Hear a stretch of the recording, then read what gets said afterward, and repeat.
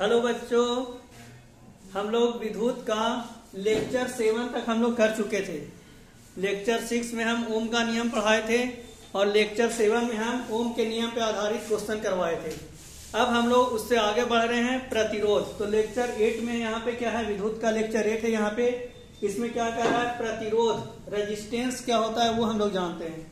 तो रेजिस्टेंस क्या होता है, तो ओम का नियम में हम लोग को एक कांस्टेंट आया था, उस कांस्टेंट को ही हम लोग प्रतिरोध बोले थे। तो कांस्टेंट को वहां पे प्रतिरोध हम लोग बोले थे। वहां पे I directly proportional to V हुआ था, फिर वहां से V equal to I R लाए थे और फिर वहां से हम लोग प्रतिरोध का मान निकाले थे V बटा आई। अब प्रतिरोध आखिर होता क्या है, तो प्रतिरोध क्या होता है, तो यहाँ प्रतिरोध का डिफिनेशन ये है, किसी पदार्थ का वह गुण, कोई भी पदार्थ है तो उस पदार्थ का वह गुण जो उससे होकर धारा के प्रवाह को विरोध करता है। मतलब यदि किसी चालक से विद्युत धारा का प्रवाह हो रहा है तो उस विद्युत धारा के प्रवाह को वो क्या करेगा, विरोध करेगा। विद्युत धारा के प्रवाह को वो क्या कर रहा है, विरोध कर रहा है। तो उससे होकर विद्युत धारा के प्रवाह का विरोध करता है, उस पदार्थ का प्रतिरोध कहलाता है। अगर ऐसा डिफिनेशन याद है तो आप लिख सकते हैं, मतलब चालक का वह गुण जो विद्युत धारा के प्रवाह को विरोध करे, उससे होने वाले विद्युत धारा के प्रवाह को विरोध करे, उसको हम लोग क्या कहते हैं, प्रतिरोध कहते हैं। ठीक है। अब किसी या फिर दूसरा डिफिनेशन क्या हो सकता है, जैसे मान लो कि कोई पाइप है तो पाइप से पानी जा रहा है और उसमें कहीं पे रुकावट आ गया, कुछ अंदर में ऐसा है कि रुकावट कर रहा है, तो वो रुकावट कर रहा है तो वो प्रतिरोध है। तो कोई भी चीज का रुकावट कर रहा है मतलब प्रतिरोध है वहां पे। तो ये विद्युत धारा के प्रवाह को रोक रहा है, विरोध कर रहा है, तो उसको क्या कहते हैं, प्रतिरोध कहलाता है।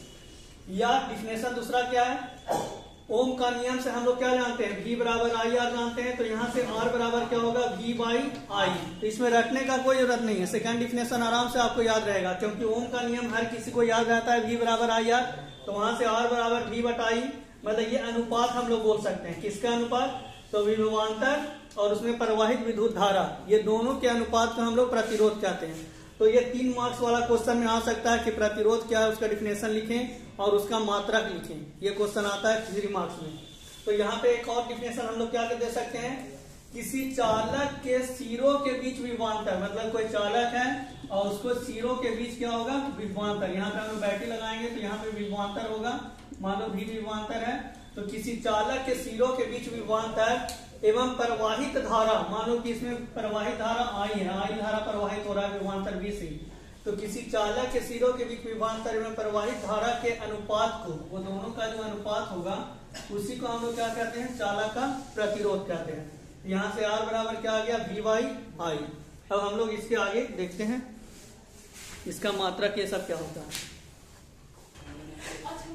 चलो अब हम लोग आगे बढ़ते हैं। तो इसमें क्या अब हम लोग को देख रहे हैं, सबसे पहले ये ऑब्जेक्टिव में आता है कि प्रतिरोध का एसआई मात्रा क्या होता है। ये हमेशा ऑब्जेक्टिव में ये क्वेश्चन आता है, तो इस चीज का ध्यान रखिएगा कि प्रतिरोध का जो एसआई मात्रक होता है, एसआई मात्रक वो ओम होता है। प्रतिरोध का एसआई मात्रक ओम होता है, उसका सिंबल इस तरह से होता है, ऐसे करके ऐसे हम लोग कर देते हैं, ये ओम हो जाता है।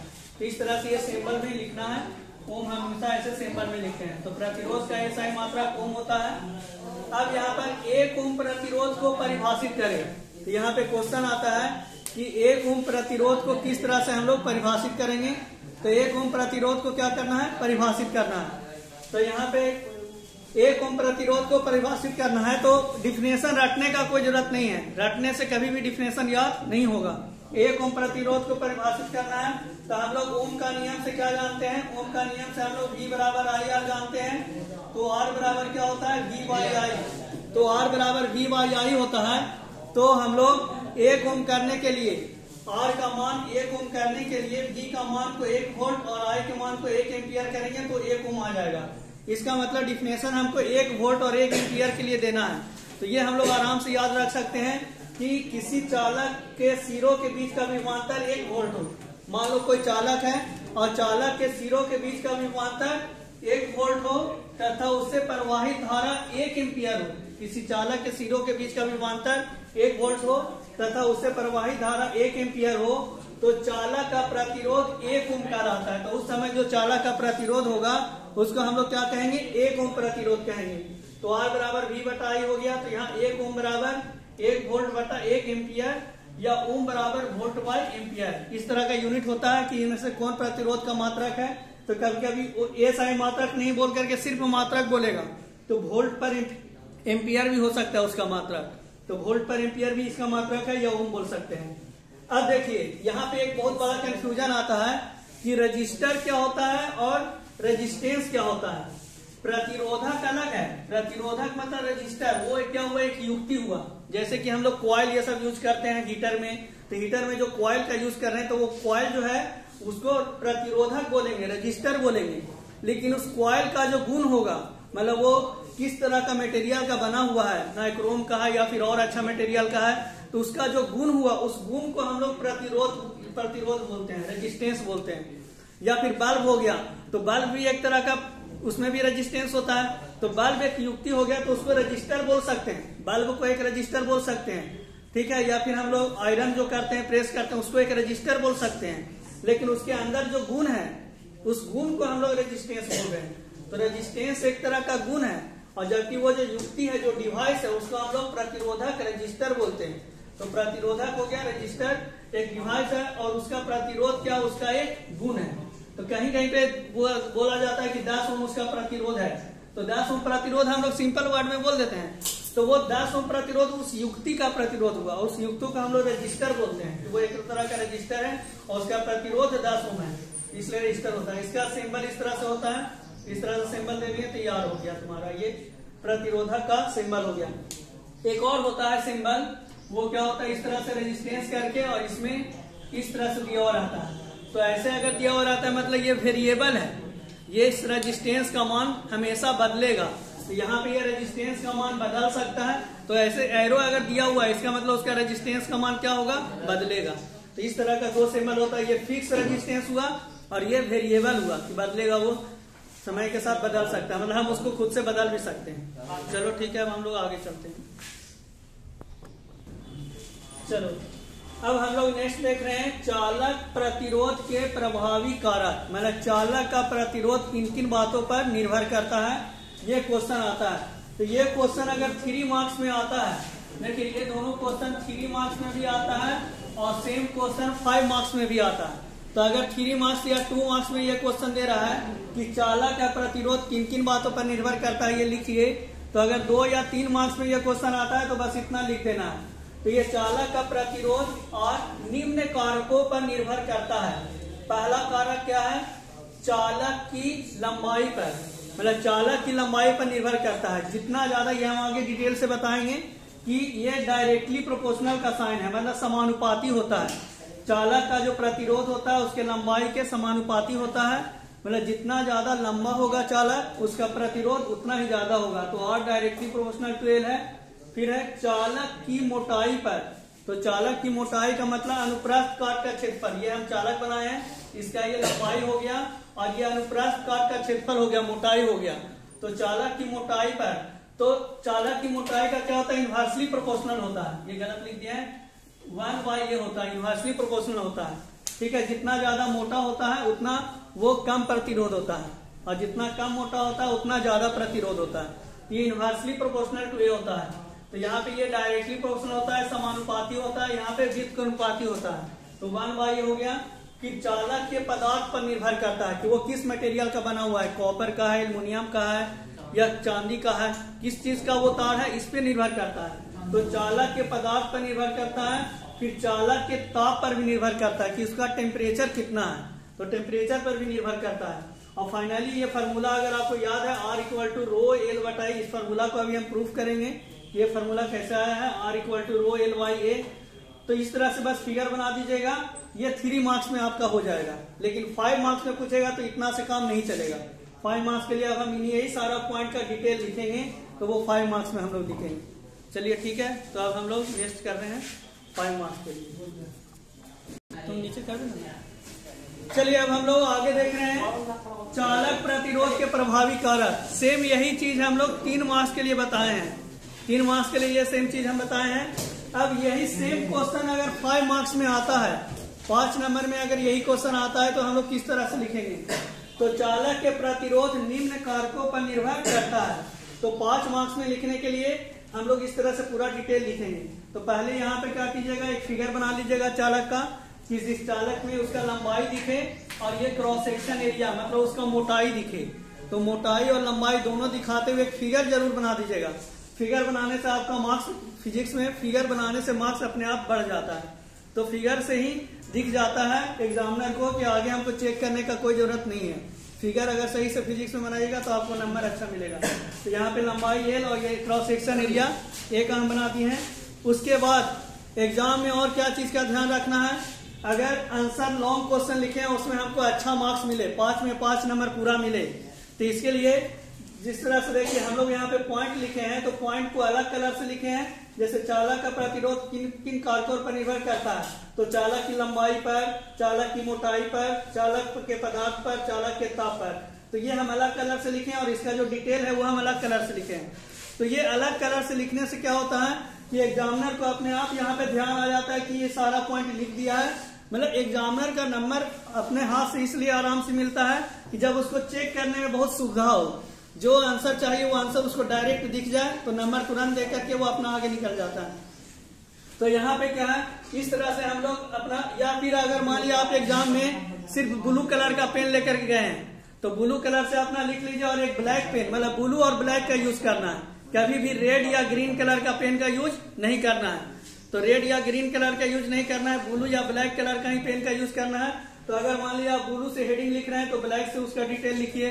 या फिर मान लिया कि वहां पे हम करना भूल गए, बहुत जल्दी में हम लोग क्या किए कि पेन का कलर चेंज करना भूल गए, तो कोई बात नहीं, अगर आपका पहले आंसर बन जाता है और लास्ट में 15 मिनट 20 मिनट समय बच जाता है आंसर लिखने के बाद, तो फिर उसके बाद आप अंडरलाइन कर सकते हैं। मान लिया ये भी ब्लैक से ही लिखा हुआ रहता तो उसको हम क्या करते हैं, ब्लू से बस उसको ऐसे अंडरलाइन कर दीजिए सीधा। उससे क्या होगा, एग्जामिनर को, कॉपी चेक करने वाला को आपका जो मेन पॉइंट है वो दिख जाएगा। या फिर इसको इस तरह से हम लोग मान लीजिए कि लिख दिए हैं तो इसको हम लोग अलग कलर से ऐसे कर देंगे। अगर सेम कलर से लिख दिए हैं तो उसको दूसरे कलर से इस तरह से घर बना देंगे जिससे कि पॉइंट उसको दिख जाए।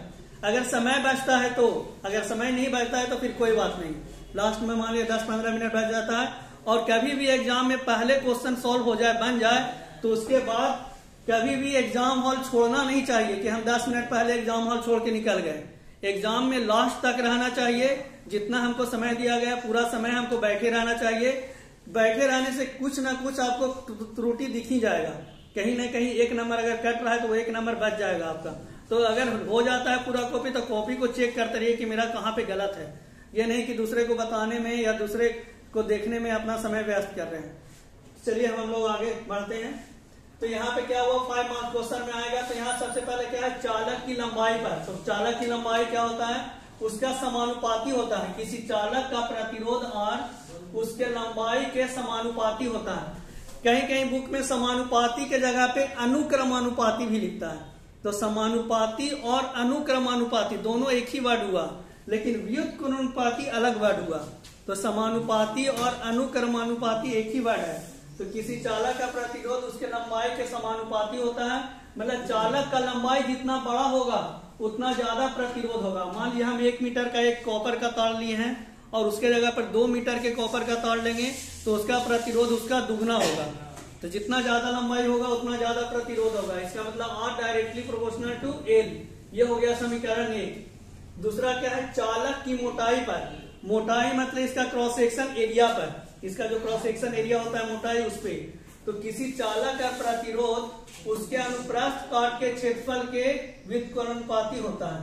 ठीक है, मतलब जितना ज्यादा मोटा तार होगा उसका प्रतिरोध उतना कम होगा, और जितना पतला तार होगा मतलब कम प्रति, यहाँ पे क्या होगा, इनवर्सली प्रोपोर्शनल है। मतलब अगर यहाँ पे एरिया का मान कम है, एरिया उसका कम है तो उसका प्रतिरोध ज्यादा होगा। इसलिए क्या होता है कि हम लोग पतला तार का यूज नहीं करते हैं। अगर हीटर में यूज करना है, हीटर हमको जलाना है तो पतला तार का यूज नहीं करते हैं, क्योंकि पतला तार का यूज करेंगे तो उसका रेजिस्टेंस ज्यादा होगा तो वो क्या होगा, गल जाता है। अभी हम लोग क्यों गलता है, हीट उसमें कितना जनरेट होता है, तो आगे हम लोग हीट जनरेट भी पढ़ेंगे कितना हीट जनरेट होता है, तो उससे वो क्या होगा, गल जाएगा। तो इसलिए यहाँ पे क्या होता है कि पतला तार का यूज नहीं करते हैं। पतला तार रहेगा, एरिया कम रहेगा तो उसका प्रतिरोध क्या रहेगा, ज्यादा रहेगा।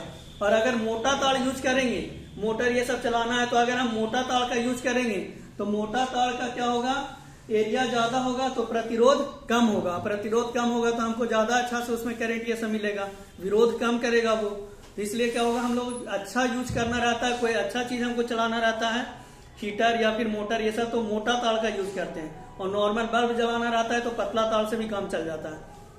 तो ये क्या है, चालक की मोटाई पर किसी चालक का प्रतिरोध उसके अनुप्रस्थ काट के क्षेत्रफल के व्युत्क्रमानुपाती होता है। तो आर इनवर्सली प्रोपोर्शनल टू ए हो गया।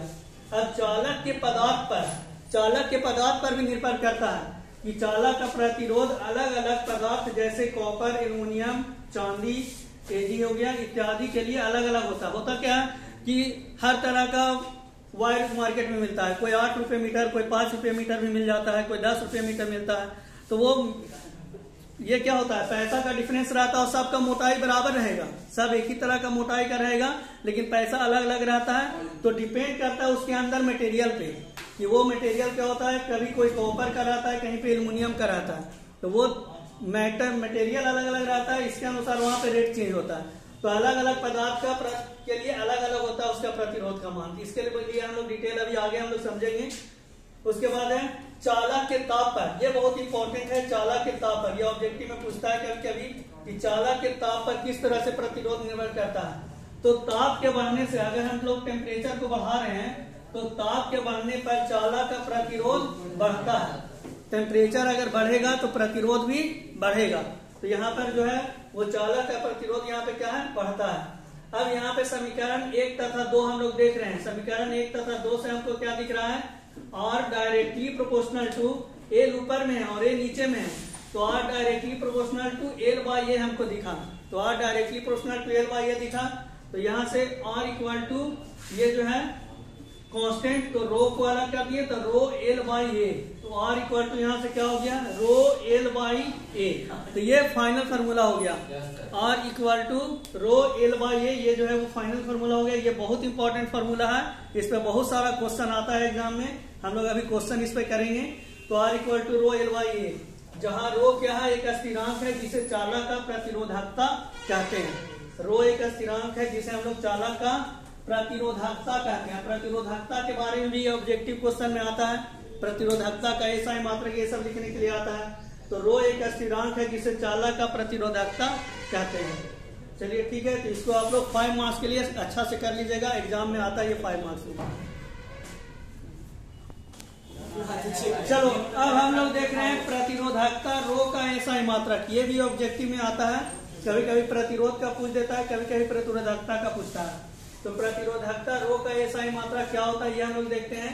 तो सिंपल फार्मूला, ये बहुत इंपॉर्टेंट फार्मूला है, R equal to rho L by ए।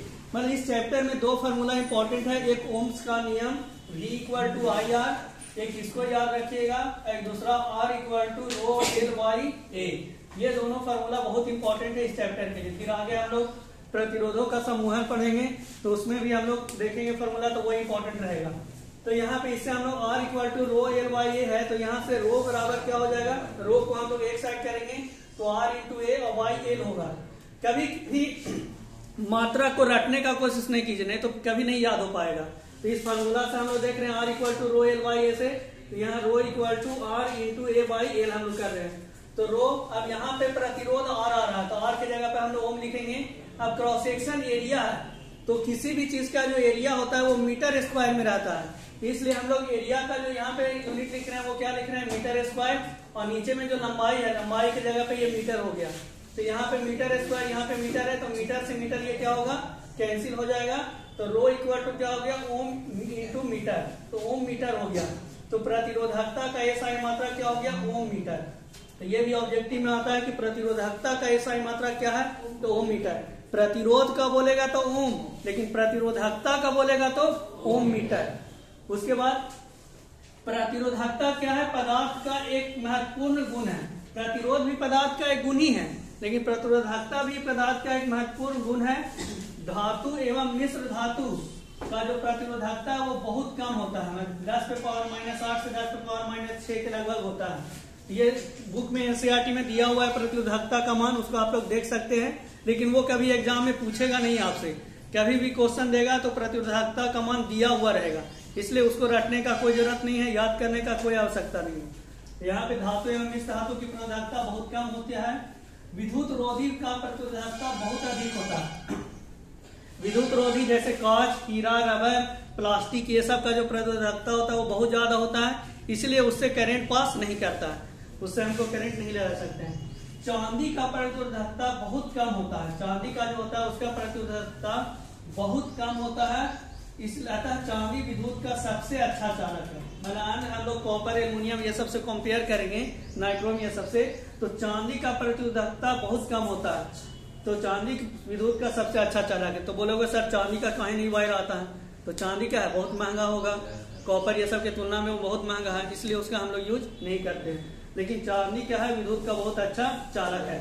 और कांच, हीरा, रबर इत्यादि विद्युत रोधी पदार्थ है। तो ये हो गया आपका प्रतिरोध के बारे में। इस वीडियो में हम पूरा आपको प्रतिरोध के बारे में पढ़ाएं, प्रतिरोधकता के बारे में पढ़ाएं। नेक्स्ट वीडियो में हम लोग इस प्रतिरोधकता पे हम लोग क्वेश्चन करेंगे, R=ρL/A पे।